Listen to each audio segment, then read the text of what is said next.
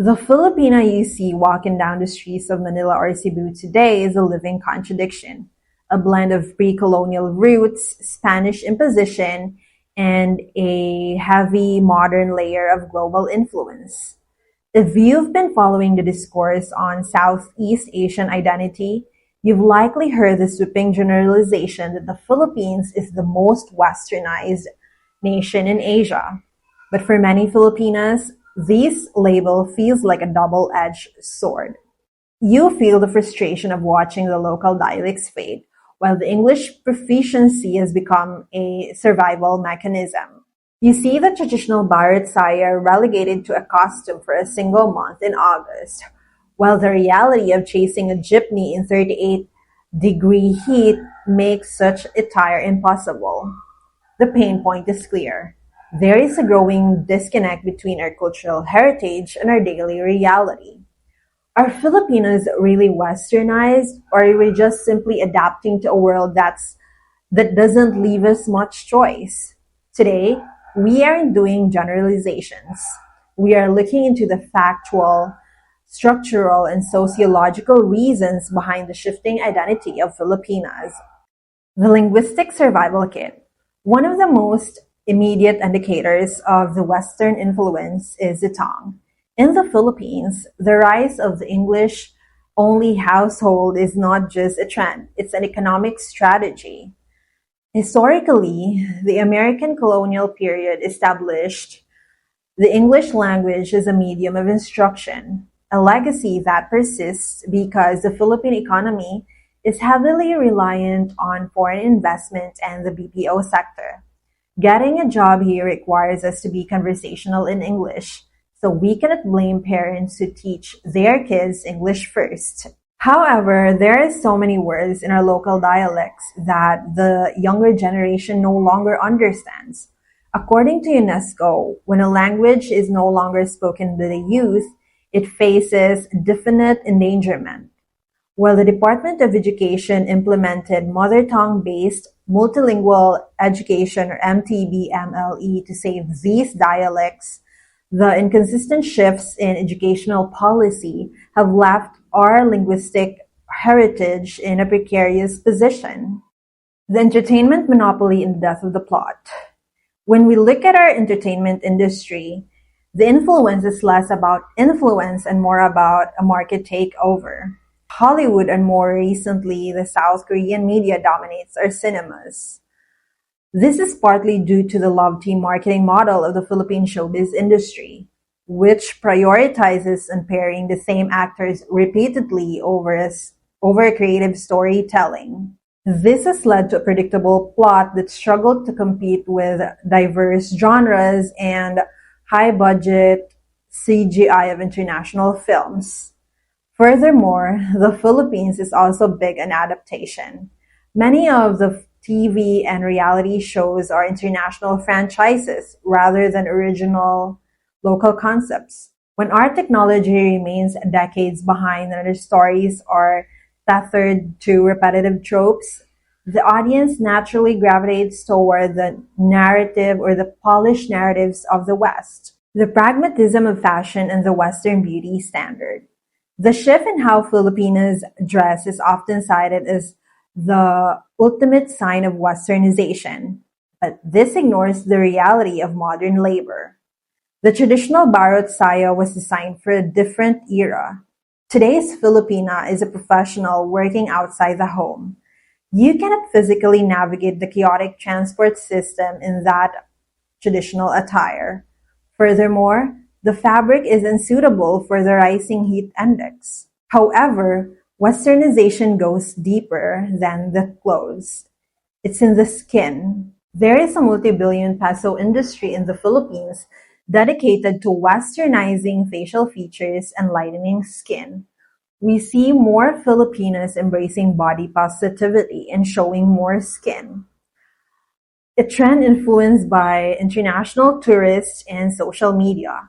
Whether this is true confidence or a new form of Western conformity, it is a clear departure from the conservative norms of the previous decades.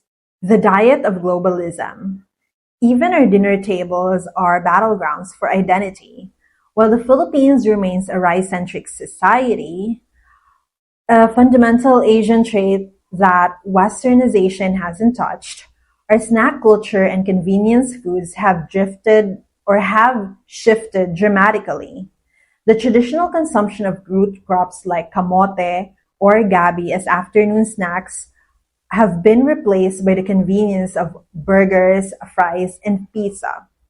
This isn't just a change of taste.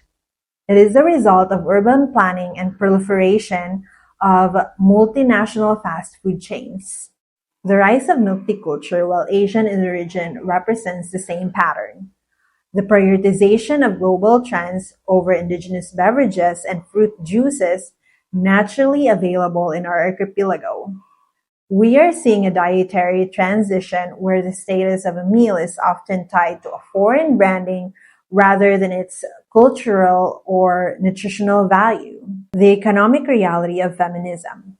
Feminism has firmly reached Philippine shores, but its local manifestation is driven as much by economic necessity as it is by ideology. If Filipinos going to work and pursuing higher education is considered Westernization, then we are certainly Westernized in this regard. The reality is that many Filipino families won't survive on a single income.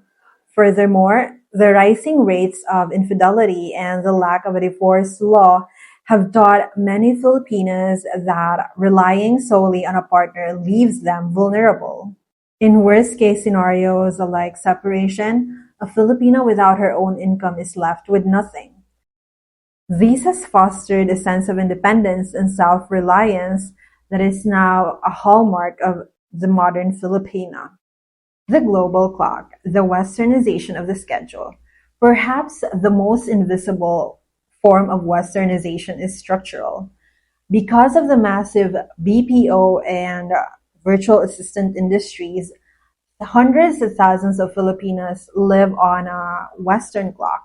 They work at 3 a.m. to sync with New York or London. This changes their diet, their social circles, and their exposure to Western slang far more than a movie ever could. This is a forced Westernization of the biological clock. When your primary interactions and source of income are tied to the Western Hemisphere, your lifestyle inevitably shifts to mirror those values, even if you haven't left the country yet. Individualism versus collectivism, marriage and motherhood. We are seeing a significant shift in reproductive and marital choices. Many Filipinos are choosing not to marry or not have children, citing the difficulty of the current economy. This represents a fundamental clash between Western individualism, where you just do what makes you happy, and the traditional Filipino collectivism, where you live for your family. Many Filipinos have become vocal about their choices, moving away from the expectation that a woman's primary role is motherhood. However, this shift often comes with a unique Filipino pain point, the guilt. Choosing oneself often feels like a betrayal of utang na loob, or a debt of gratitude that we feel toward our parents and our community. The hookup culture and the generational gap. Perhaps the most sensitive area of this discussion is the shift in relationships. Concepts like situationships, casual dating, and the hookup culture are becoming mainstream in Philippine urban centers. To understand if this is a Western influence, we have to look into the history of Filipino commitment. Pre-war generations, like the ones who have lived through World War II, emphasize a culture of paninilbihan, or life or traditional courtship and lifelong commitment. However, the digital age and the tenderization of romance have introduced the Western dating norm to a society that was once deeply conservative.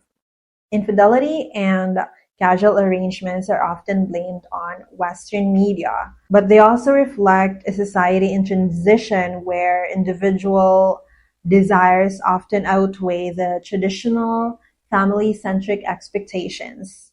The resilient core. What remains Filipino? Despite these deep influences, it is a mistake to say we are no longer who we were. These changes do not equate to a total loss of identity. I still see many Filipinas who remain deeply family-oriented, feminine, and affectionate. We still possess the inherent sense of malasakit, the drive to look out for one another and to care for elders. We are simply evolving.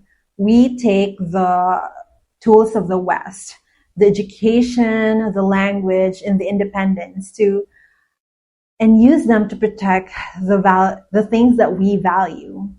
So are Filipinas Westernized? We are a people who have mastered cultural creolization. We speak English to survive. We wear Western clothes to work. And we navigate a globalized economy.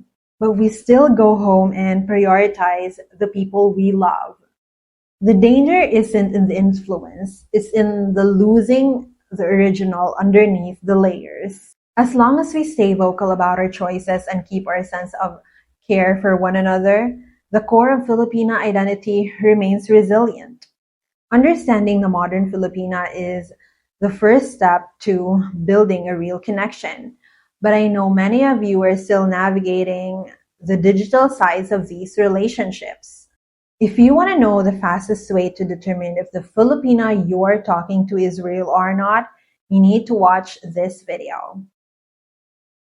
My name is Art, and I'll see you in the next one. Bye, guys.